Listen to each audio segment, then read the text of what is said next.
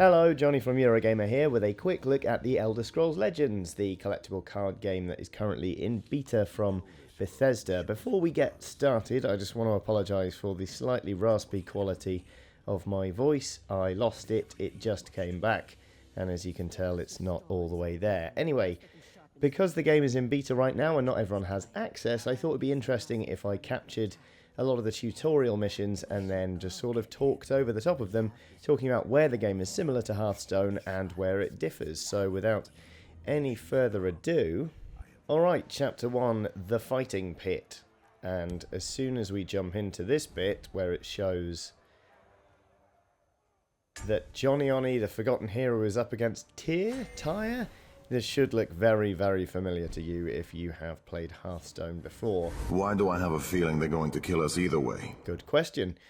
You have cards like this, and yeah, pretty much I don't even need to explain this. You get cards with an attack value on the left, and a health value on the right, and in the very top left is a magicka cost. And as the game just told us there, we have to place the creature in the lane.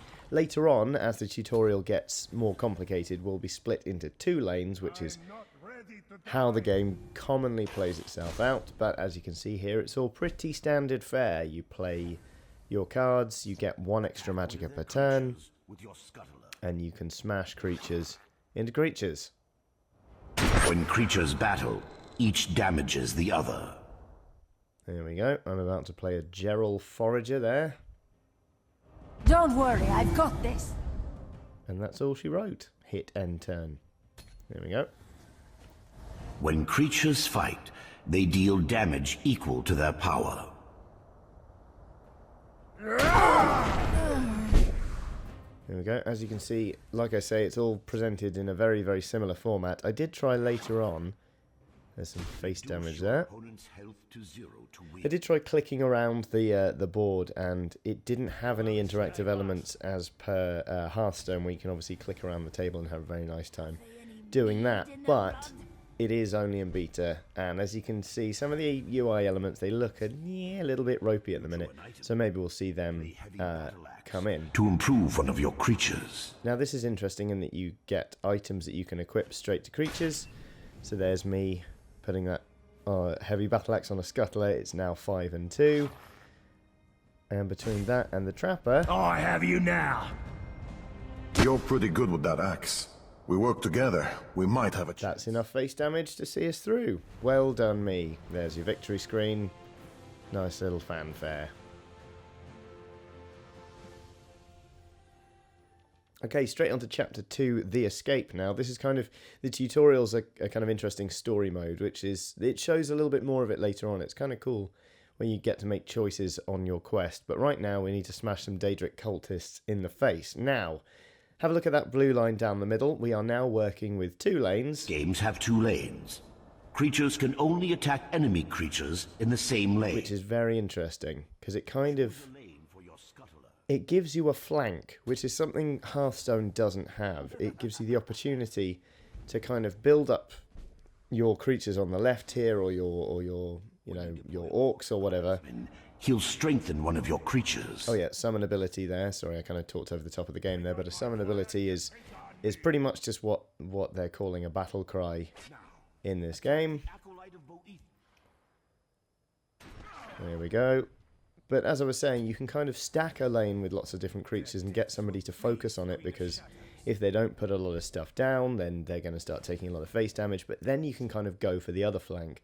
It's not something I've entirely got my head around just yet, but it is kind of interesting. There you go.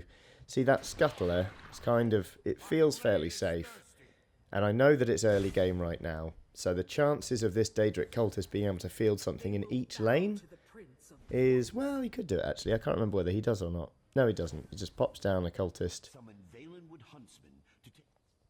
And then that's it. Now, interestingly, while I did put this huntsman down in this lane and use the battle cry ability to attack the creature in the same lane, you can put a creature down, a card down in the other lane, and use your battle cry ability to affect the other one. So, while your 2 lanes do kind of give you an interesting flank, it's not that rigid. You can affect the other lane, which is pretty useful. Actions provide one-shot abilities. actions are, you know, basically spells, like this one, which is biff the thing in the face. That's my first terrible misplay, because obviously if I'd used that straight on the Daedric Cultist, this game would already be over. But as you'll see from the rest of this video, I'm not very good. I'm not very good at Hearthstone, and it kind of translates into me not being great at this. But there you go. I had enough to finish him on the next turn. And that was that. On to the next one.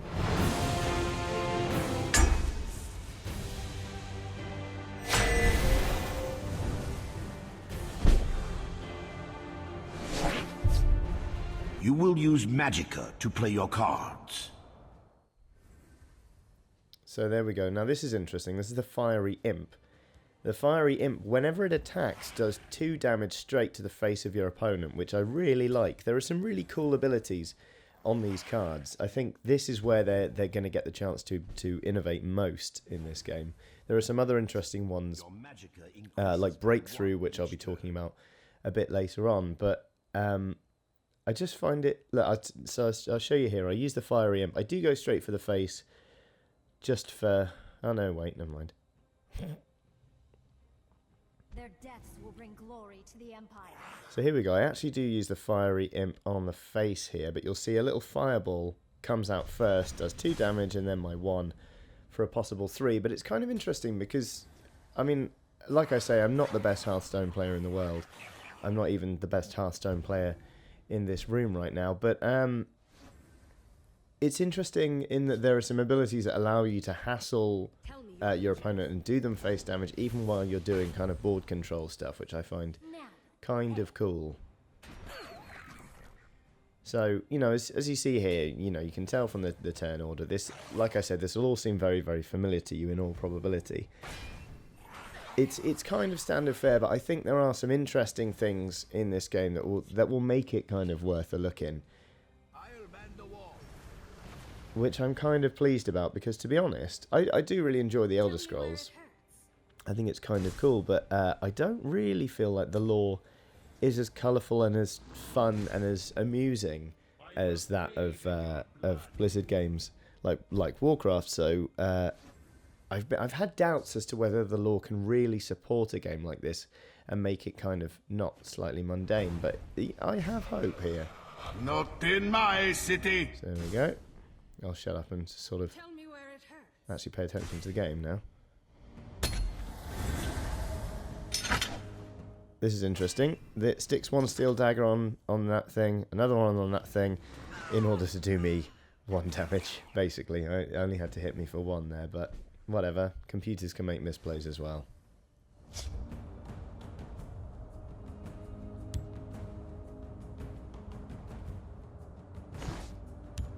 Awaiting your command. Not in my city. Am I going to put down the Huntsman? It's a while since I played this, so I'm can't quite remember what I do here. Yes, I do. And there you go. Bit of a pointless move, but there's an example. You can put a creature down and then use their summon ability to affect the other lane, which I'm sure smarter people than I will be able to think of some wonderful synergies once this game actually gets a full release. For the time being, though, I've got enough face damage to win, but I'm going to stick a heavy battle axe on that Huntsman anyway to make him 7 and 2, and then bosh! You are stronger than I thought, mortal. But you will not be able to prevent the culling. Blood will flow, and my master will let loose darkness upon the world. There you go. It is the story mode, this bit, but as you can see, it's already a little bit more verbose than other card games, as it is Bethesda's want, to be honest, with the Elder Scrolls. So, here comes Chapter 4, the Bandit Ambush, against these Khajiit bandits. I'm going second this time, and here we go. It's introducing something called runes. For every 5 health you will lose a rune and draw a card. So it's kind of interesting this. Everyone automatically gets 3 runes for every 5 health they lose. they get to draw a card, which is kind of cool. It kind of, if you're taking a real pasting, it gives you the chance to maybe top deck something that'll give you a bit of an advantage. And it also, yeah, I don't know, it's just an interesting element. I hadn't considered something like that, and I think it's kind of cool. We're outnumbered. Let's take some of them out before they overwhelm us.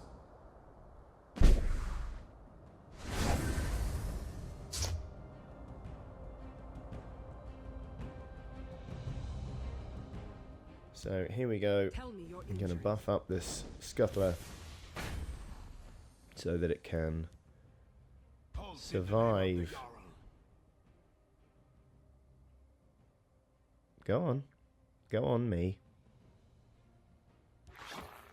Yeah, there we go. That was a misplay. I could have survived attacking the other Bolshia one, but I didn't.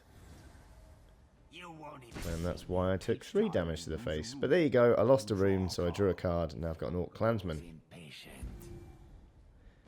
And it draws it immediately as soon as you lose that rune, not on the next turn. So you get the chance to kind of have a look at the card and maybe start to think a bit more readily. Here we go. Is a Battle Rage Orc with charge, which you'll be familiar with because it means that he can attack immediately.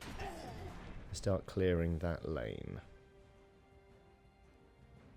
Why do I get the feeling I'm about to do something stupid? Oh no, it's alright. There we go. Tell me where it hurts. Start getting some damage back. Lovely. Everyone pays a toll.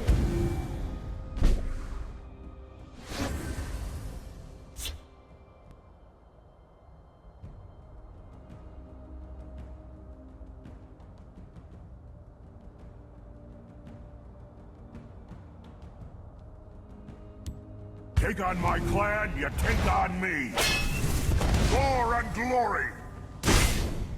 There we go. Little buff from the Orc. Their deaths will bring glory to the Empire. Tell me where it hurts.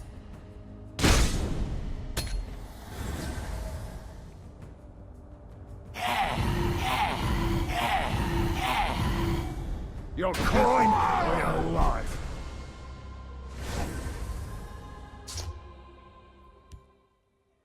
Okay, so there goes a fireball. So that's kind of a that was deal 1 damage to all of your enemies, which is a fairly good board control sort of spell. Tell me where it hurts. And here, I decided to start playing around with the voice lines. My blade is thirsty. A grievous They seem fairly well, fairly varied. You've got nice play, you've got oops, hello, and you've got implore as well as taunt, which I guess is a please hurry up thing, or maybe it's even a please don't kill me sort of thing. Now you'll pay. My blade is thirsty. And on we pop. So this is Chapter 5, Fugitives, where we're playing against some Dominion guards. Seems like they've really drawn from across the whole spectrum of the Elder Scrolls here. So there's a lot of stuff, a lot of characters, and a lot of creatures that people who have played more of the Elder Scrolls games will be familiar with. But there'll probably be some stuff in here that's surprising to people who only really know Skyrim effectively. All right, so we start with a couple of Dominion guards, Altmare Protector, and they have something called Guard, which you will probably already know as Taunt. You can see it's kind of got like a gold border around each one of these ones, and it works in exactly the same way. You can't attack any creature in that lane while there's a character with Guard in the way.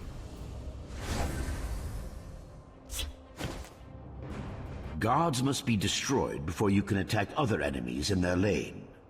Now, obviously, because we have these 2 lanes, and we can use Execute there to get rid of one of them immediately, the guard on the left now isn't doing anything to this watchman here on the right, so we're free to just sort of, well, basically bin ourselves while leaving that card up, instead of, say, doing face damage or something like that. But there it goes, That was a fairly standard summon ability, which will give you just 2 damage to your opponent.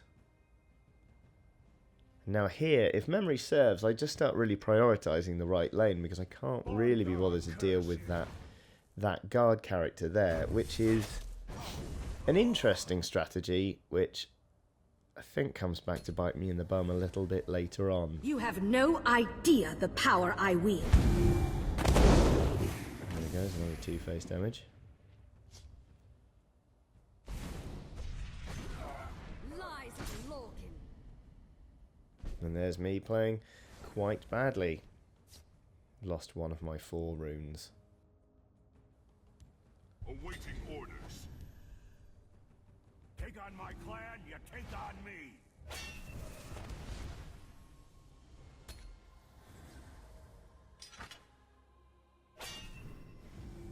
Oh yes, that was rubbish that.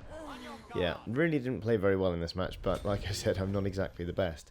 And now you can see they're already starting to build up that other lane. They've got 2 guard characters there, and it was at that point I kind of began to suspect that my strategy of just absolutely trying to nail the right-hand lane probably wouldn't work that well for me, because all they really have to do is start plonking down characters there, and they've got guaranteed damage against me until I can take out the 8 damage that is now there under guard on that side, which is rubbish. But hey, at least we're trading blows this time. And there you go, since I've played that fireball, I have at least managed to save myself and get rid of that 2 damage that was kind of hiding behind those 2 guard characters. And look, oh, I've decided to do the responsible thing and start clearing that lane. So if you just joined us, this is how not to play the Elder Scrolls Legends. And now they've got 3 guard characters down there, which is frankly a faff. And I've decided to start taking it on nonetheless. Gore and glory! So as you probably just heard, every character, you know, is fully voiced, which is very nice, and is very familiar. Again, it's another one of the things that you expect as standard playing games like Hearthstone, but nonetheless, it adds a lot, I think, to this game. I feel like games like this would lose a lot if they didn't have voiced characters. Speaking of losing a lot, I'm starting to get a bit worried that I might not pull through in this game, but I think we're okay. Down goes a hive worker there. I'm out of cards. But at least we're about to take down that guard. And not before time.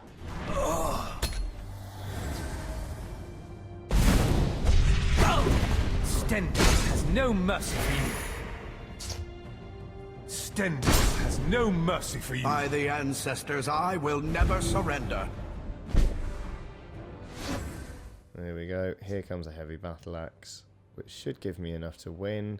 Is this one of the matches where I don't realise? No, I'm pretty sure I clocked. Yeah, there we go. It's pretty punchy, the heavy battle axe. I mean, it's a +4/+1 buff for just 4 magicka, so it feels like a pretty heavy damage dealer, to be perfectly honest. Although, as you saw from cards earlier, then you know there are other cards that can just do your creatures in. So you're taking a risk if you pop it on somebody, but nonetheless, I mean, then it basically handed me the game, which was pretty useful. And here we see some level up rewards and some game rewards. And this is one of my favourite things, because card upgrades are a system now. So they've got a hive worker there, and then I get to pick my path. I can either go for a hive defender who's 3 and 6, or a warrior who's 6 and 3. Guard I was familiar with as a concept, as a keyword, because obviously it's just taunt, so I went for this,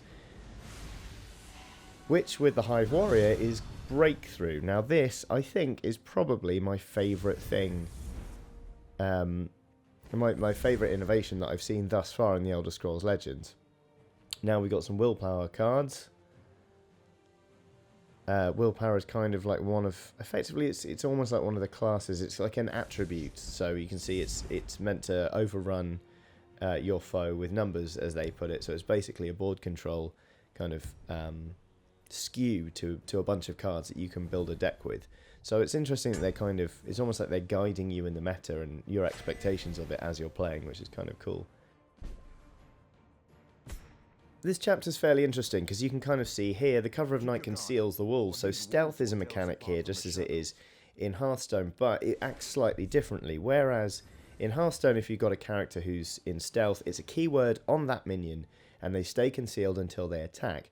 In this instance, as you see here, it applies to the lane, so Lane, gain cover for a turn. Creatures with cover can't be attacked. there you go. So it applies to the lane, so anything that goes down there gets that cover, but it only lasts for one turn.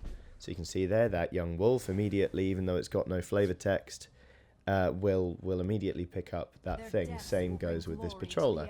So it's concealed, my imp is not. There's that 2 damage to the face, and then the additional 1, and that's the turn.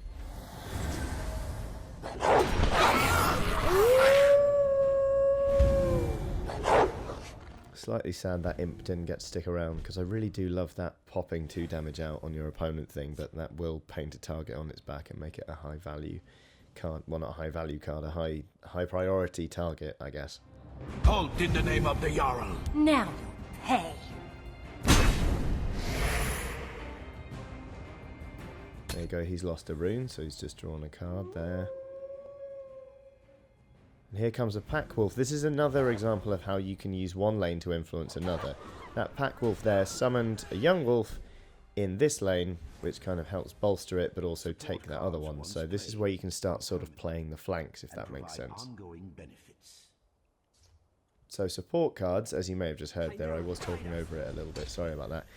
These are, they're a little bit like secrets, but they just play out kind of face up, and now all of my characters ongoing, all of my cards that I play into lanes will be getting that health buff. Whereas that wolf there is giving them an attack buff, so it behooves me very much to play that huntsman and try and take it out with the summon ability. Go on. See it. There we go.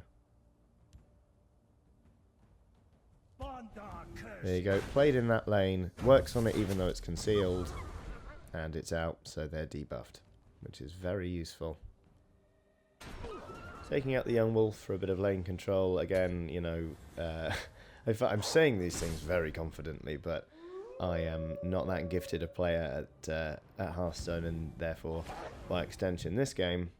There goes another pack wolf. Here comes another young wolf. You know, it's what I did, so I'll just have to roll with it. Please do let me know how bad I am at this in the comments. That action there, it kind of popped up very quickly, was execute, which is to destroy a creature with 2 power or less, which is kind of useful. But at this point, I think I decided it was time to get out the Senge Tiger, which is another willpower card, which is again all about overwhelming your opponent. So it's got guard, and it's been buffed up to 8, so it's looking pretty healthy. Obviously, there's not much I can do about that other lane, but losing that rune has at least given me the Bruma Profiteer, which will heal me whenever I summon a creature. It's a little bit like the Knife Juggler from Hearthstone, but it helps me out rather than dealing damage to a random minion. And there comes another bloody pack wolf.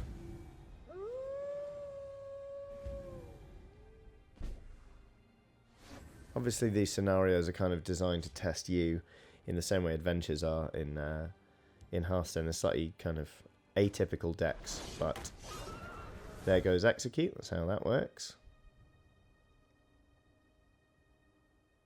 I think I put the Profiteer down behind the tiger. Do I? Nope. There goes the Quatch Soldier with his guard. And then the Profiteer. Which I think was played the wrong way round, really. I could have healed myself for a point of damage if I'd done it the other way there. But hey, like I say, misplays.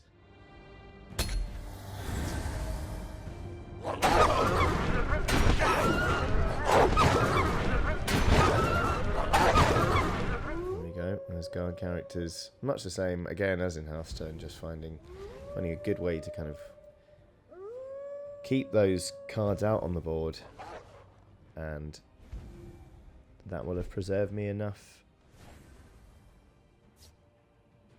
damage on the board to win this one. But I think I popped out the Hive Warrior just for giggles. Forgot that newly played creatures can't attack. But, so, here we go. Breakthrough. Excess damage is dealt to the opponent. I love this. This is a brilliant trait. I think it's absolutely genius. Because, for example, say I use that 6 and 4 warrior on that young wolf. I'm doing the requisite 1 damage to kill it, but I'm doing 6 damage, so 5 of that just gets immediately transferred onto the character. So it's a way of not only controlling the board, but harassing your opponent as well, and it's really, really exciting. Sound. Under a nearby bush lay a cowering wolf pup. Did they take it? I was talking about this earlier. This is where you get to make story choices, much in the same way as card upgrades. I get to choose whether to adopt this wolf or abandon it. I chose to abandon it because it's basically a banish card where you can return the creature to its owner's hand, and I thought that was useful. They had seen how dangerous these wolves could be. Although I'd like to say ordinarily I would have taken that wolf in and I would have made it my best friend. But anyway, on to Chapter 7, Hopes Dashed.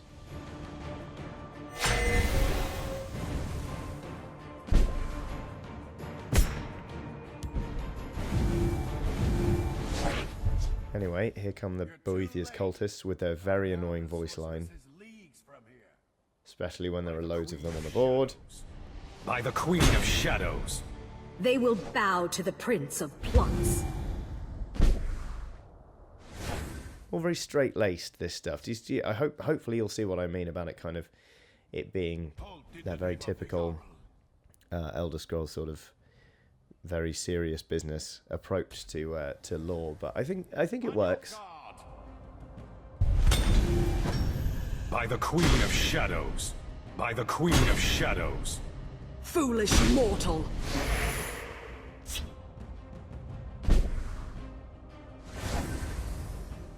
There comes my Hive Warrior. I think I use it in this game so you can see what Breakthrough does specifically, which is very useful. Start breaking down that guard. By the Queen of Shadows. By the Queen of Shadows. Foolish mortal. If you draw a prophecy card when you lose a rune, you may play it for free. Drag the Grotwood Ambusher to a lane. So this is very interesting. That is a 5 magicka cost, so I shouldn't really be able to play this card so early, but since I lost a rune and top decked it, I was able to play it for free, which is pretty huge. And while they are still maintaining quite a bit of damage behind that guard in that lane, it's kind of handy to just sort of help wear them down a bit and get that damage out. So again, you know, I feel like this there's a lot of potential in this card game. Some of the innovations they've put in I think are really, really smart, and they're quite exciting. It shall be so. Now, hey. By Hersine.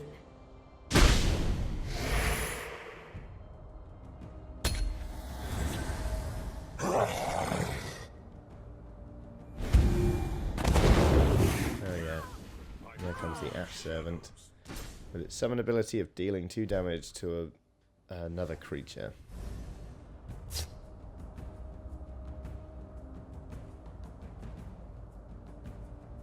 This is where I got that cast out card, which I thought, which I got from the previous bit of tutorial. I was trying to find out if I could use it, and I decided against using it, even though it's an Ash creature, so I think I could have done. But basically, I decided just to get rid of it instead, because if I'll put that back in the opponent's hand, he's going to get to use that summon ability again and deal 2 damage to one of my creatures. So I thought it was better just to biff it in the face with another card. Meanwhile, here comes a Frost Atronach, which is 5 and 5 with guard and is annoying. I hate Atronachs in general. They really wound me up when I was playing Skyrim. And annoyingly, it's a Daedra, not a creature, so I'm not going to be able to use that one. Use that cast out card to send it back to its owner.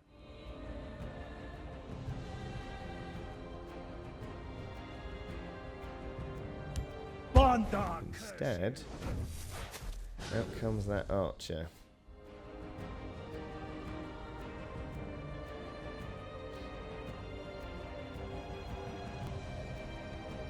And that was it. There we go. I put the Legion shield on there. So now the Atronach has to attack that card, and if it does so, it's going to die as well, which is kind of useful. Decided to try and preserve that orc there by simply not attacking with it. See if it could stay alive for another turn. Unfortunately, it couldn't, thanks Ash Creature. But you know, we can but dream. Here we go. Now, think. No, don't use that. You're only going to suffer when it gets cast again. Summoned, rather. Instead. No, don't put it in that lane. Past me. No! Ah! Okay. Oh, that's why. Okay, so I put that guard character in there. I really should have put the guard in the right-hand lane, because now it's dead. But what I wanted to do basically is show off breakthrough in this lane, because again I'm going to do 1 damage to this Boethia cultist, and the other 5 is going to be applied straight to the face, which I think is really, really cool.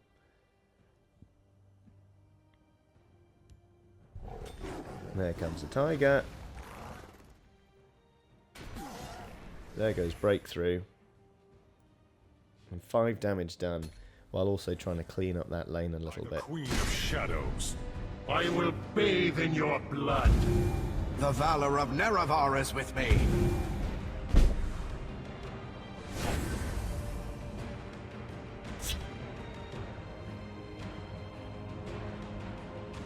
Chimera, guide us! There's me playing another support card there. So this lane on the left is starting to look pretty okay. We've got a 4 and 8 tiger parked in there. Probably going to lose that warrior in the right lane on the next turn. But hey, we did at least get to do another 5 over breakthrough, damage to the face, which is pretty handy. And oh yeah, there goes the prophecy, because I lost a rune and drew another prophecy, so I was able to play it for free and destroy an enemy creature.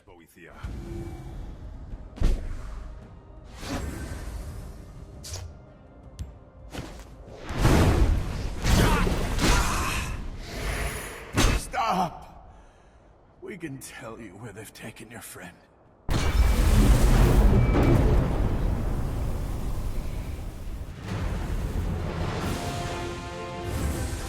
There we are, another victory and level up time. So with this one, I got another card upgrade. So this snapping Dreer can either become a shell armor one or a vicious one. And you can see there, summon, destroy an enemy support card. It's kind of like you know, getting rid of a secret when you're as your battle cry. So I went for that one, and it got upgraded, which I think is really cool. It kind of gives you the option to decide what kind of deck you want to play, because in other card games I really like to play rush decks, but I'll shut up about those because we've got a card pack to open now. Again, it works very similarly to Hearthstone. Drag it into this portal, I'm guessing, and then it blows up, and you get to turn over all the cards in a lovely bit of discovery. There's a Hero of Anvil, who's very cool. He gets cheaper the more you've summoned this turn. Resolute Ally to buff. It's got a conditional buff, so you need a willpower card on the top of your deck to buff other creatures in your lane. There's another Cast Out, another Sharpshooter Scout, Nord Firebrand, and an East March Crusader. So now we get to see a little bit of the deck building screen, which again is going to look incredibly similar.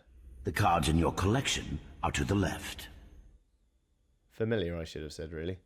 So here we go. I'm actually going to speed this up a little bit because I only add in a couple of cards, and basically you just build a deck in exactly the same way as you do in Hearthstone, with one key difference, which is that your decks can range from 50 to 70 cards, which is very, very interesting. in that, well, you've simply got more to play with, but obviously the more cards you put in, the less chance you have of drawing the card that you really might need, or kind of building an engine that your game is really centered around. So you're kind of, in the same way as in Netrunner, you can have a really, really fat deck, but you'll be running the risk of basically not being able to draw the card you really need when you really, really need it. And here comes Chapter 8, the last chapter we're going to take a look at, which is called Swims at Night. So we're playing now with 2 lanes, 5 runes, because we're up to 30, and we do get to get our draw and choose cards to replace. I think I chose to keep mine, there we go, yeah, because it was alright, if you ask me. Obviously you shouldn't ask me tactically, because as you're probably going to see, and as you've probably already seen, misplays everywhere. There's me clicking around on the board. And out goes a star tiger. It shall be so. Sign me. Now, here comes the guild recruit. You'll see lethal is that keyword there, and this again is another familiar one. It's also shown by the glowy thing around their attack power. Anything that damages this creature, there you go, will die in the bargain. So again, nothing new, but something to consider while you're playing.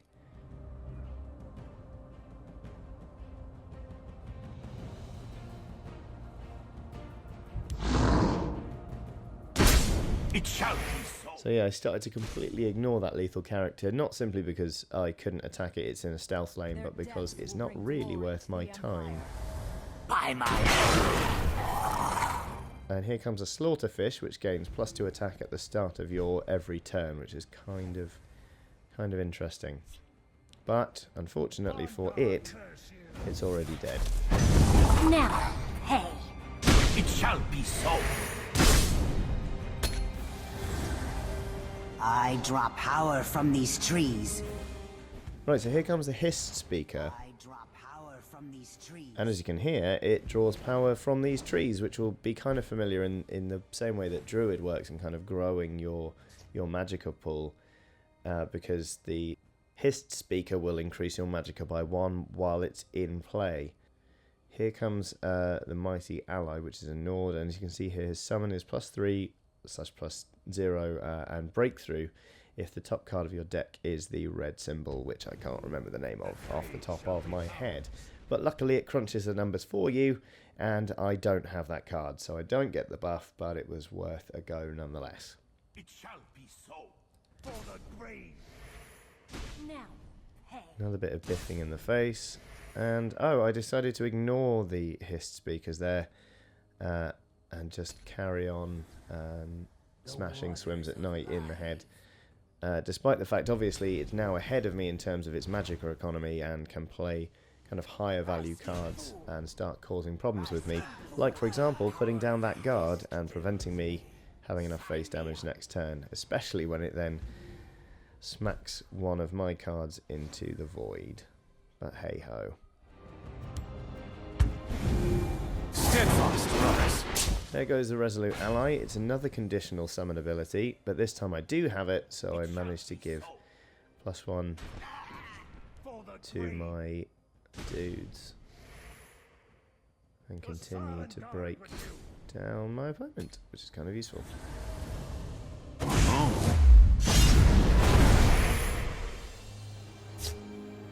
Right, fool! You won't even see me coming. The forest is my strength and my courage. So yeah, this game is kind of irritating in that it keeps popping out those characters with guard, making it quite difficult for me to see the game out. Especially since guards must be attacked, dingus.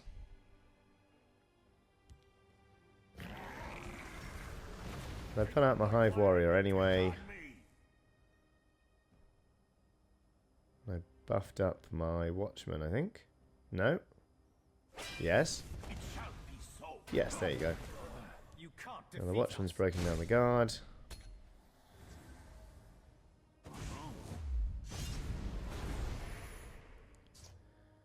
And I've just had a bit of a health steal, which is really, really irritating. especially since here comes a Hist Mage with Guard again. You won't see me coming.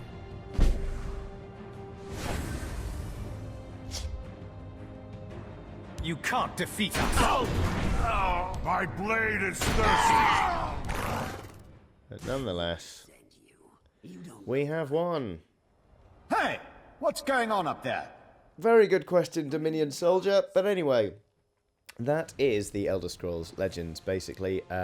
It's a slightly cat-handed tutorial on my part because, you know, like I say, not the world's best player, but hopefully it gave you a glimpse into what the game is like and the kind of things they're building in. I think it has real potential, actually. There are some interesting opportunities for card synergy. There are some keywords in there that I hadn't really considered before, and I think they're neat. So anyway, as I say, thank you very much for watching. If you did enjoy this video, you might want to watch some of our others. So yeah, thank you very much.